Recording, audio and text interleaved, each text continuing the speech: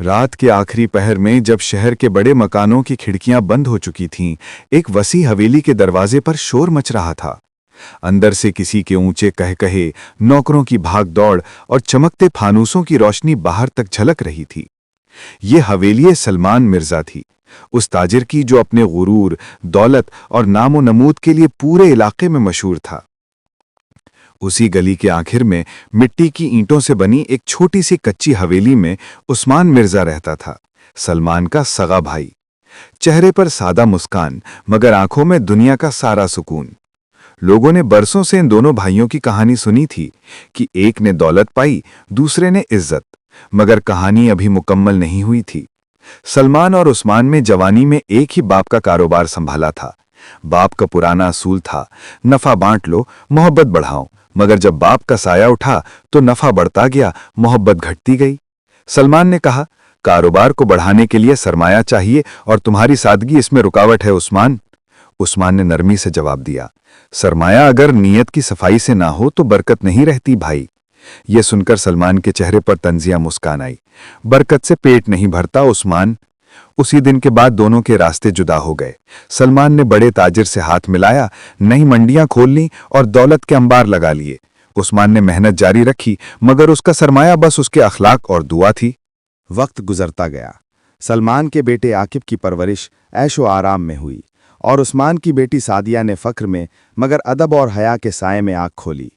कभी कभार जब दोनों खानदान किसी शादी या जनाजे में मिलते तो आकिब की निगाह सादिया पर जा ठहरती। एक लम्हे के लिए जैसे उसके दिल की सारी शानो शौकत खामोश हो जाती। एक रात जब बारिश हवेलियों के सहन में मोतियों की तरह बरस रही थी, उस्मान के घर का छोटा सा चिराग बुझने को था। उस्मान बीमार था और दवा के पैसे नहीं थे। दूसरी तरफ सलमान अपनी नई कोठी की खुशी में महफिल सजा रहा था। रक्स, साज और कहे और दरमियान में एक फोन कॉल आई। हुजूर, आपके भाई की हालत बिगड़ गई है। सलमान लम्हे भर को रुका। चेहरे पर तजब्जुब की एक हल्की सी लहर आई, मगर फौरन बोल उठा, डॉक्टर भेज दो, मैं अभी मसरूफ हूं। महफिल फिर से शोर में डूब गई, मगर रात के उस लम्हे ने खामोशी से दोनों भाइयों की तकदीर बदल दी।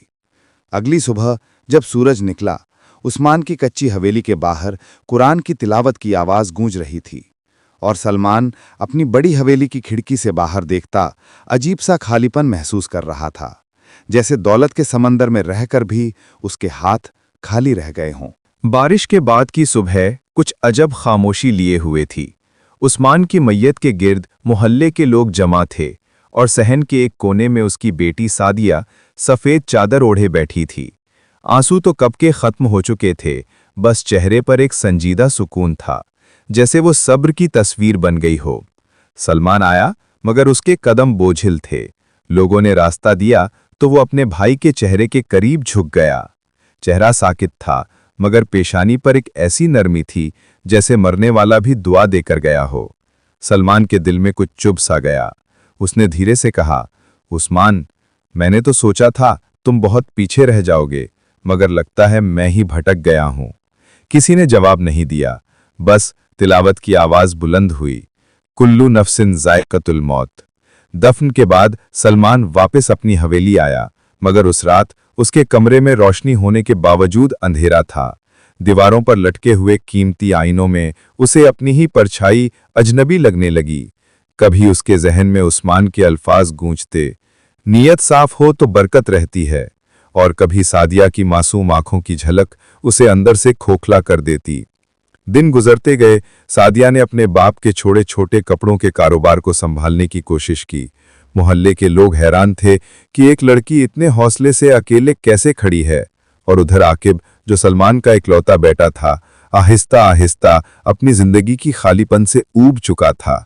बाप की दौलत, दोस्तों की महफिलें और महलों की चमक, सब कुछ बेमानी महसूस होने लगा था। एक दिन वो शहर के बाजार से गुजरा तो सामने एक पुराने कपड़ों की दुकान नजर आई। पत्थर की तख्ती पर लिखा था, उस्मान एंड डॉटर। वो चौंक गया। अंदर गया तो सादिया को हिसाब किताब में मसरूफ पाया। चेहरे पर मेहनत की थकन थी, मगर आंखों में वही रोशनी जो कभी उसके वालिद की आंखों में थी। आकिब रुक गया।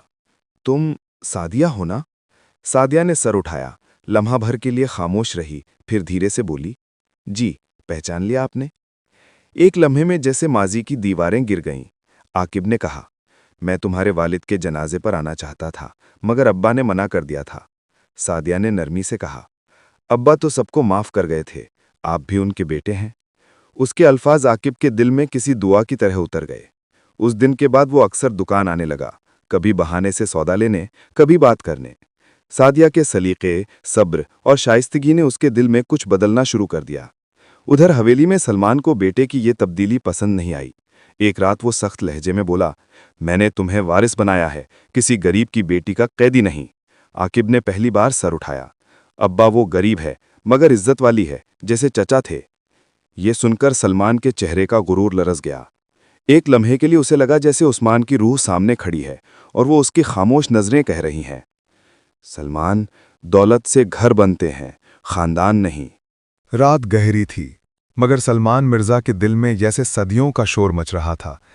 बेटे के अल्फाज उसके जहन में बिजली की तरह गूंज रहे थे। वो गरीब है मगर इज्जत वाली, जैसे चचा थे। सलमान ने बहुत कुछ कमाया था, मगर उस लम्हे उसे लगा कि उसने सब कुछ खो दिया है। हवेली के आंगन में बैठे वो देर तक सोचता रहा। दौलत के पहाड़, खजाने के संदूक, सोना चांदी सब सामने रखे थे, मगर अंदर एक ऐसी कमी थी जो कोई खजाना पूरा नहीं कर सकता था।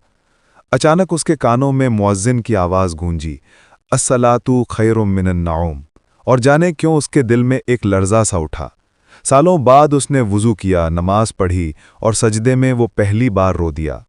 जुबान पर बस एक जुमला था, ए अल्लाह, मैंने भाई का हक मारा, मुझे माफ़ कर दे। सुबह का उजाला फैल रहा था। सलमान ने नौकरों से कहा कि गाड़ी तैयार करो। वो शहर के उस पुराने बाजार की तरफ गया जहां उस्मान एंड डॉटर की छोटी सी दुकान थी। दरवाजे पर पहुंचकर उसके कदम रुक गए। अंदर सादिया और उसका बेटा आकिब बैठे थे, एक ही खाने की प्लेट में नाश्ता कर रहे थे। दरवाजे की आहट पर सादिया ने चौंक कर देखा। सलमान खामोशी से अंदर आया। चेहरे पर थकन और नदामत के आसार थे। बेटी, उसकी आवाज़ भर्रा गई, मैं तेरे बाप का मुजरिम हूं, उसका हिस्सा, उसका हक, सब कुछ वापस देने आया हूं। सादिया खड़ी हो गई। हुजूर, मेरे अब्बा कह गए थे कि जिस दिल में माफ़ी आ जाए वो हक लौटा देता है, चाहे लफ्ज़ों में ही सही। आपने आकर वो हक अदा कर दिया सलमान चचा। सलमान के आंसू बेटे के हाथों पर गिरने लगे। आकिब ने आगे बढ़कर बाप को थाम लिया। अब्बा, हम सब आपके हैं, जो टूट गया वो फिर जुड़ सकता है। इस लम्हे सलमान के चेहरे पर पहली बार सुकून उतरा। उसने अपनी जेब से एक पुराना कागज़ निकाला, कारोबार की मिल्कियत का दस्तावेज। ये उस हिस्से का है जो उस्मान का था, अब ये सादिया के नाम होगा। सादिया ने खामोशी से वो कागज़ वापस कर दिया। हमें दौलत नहीं, रिश्ता चाहिए। अगर आप इजाज़त दें तो मैं और आकिब निकाह करना चाहते हैं। सलमान चंद लम्हे चुप रहा, फिर उसके लबों से एक गहरी आह निकली, मेरे भाई का खून मेरी बहू बनेगा, इससे बड़ी बख्शिश क्या हो सकती है। इसके बाद उस छोटी दुकान में वो मंजर तारीख बन गया, जहां दौलत के गुरूर ने सर झुकाया और एक टूटी हुई फैमिली ने मोहब्बत से नया घर बसा लिया। शाम के वक्त जब सूरज की किरणें उनकी दुकान के शीशे पर पड़ रही थीं, सलमान दरवाजे पर बैठा मुस्कुरा रहा था। वो धीरे से बोला, उस्मान, तू जीत गया भाई, तू जीत गया।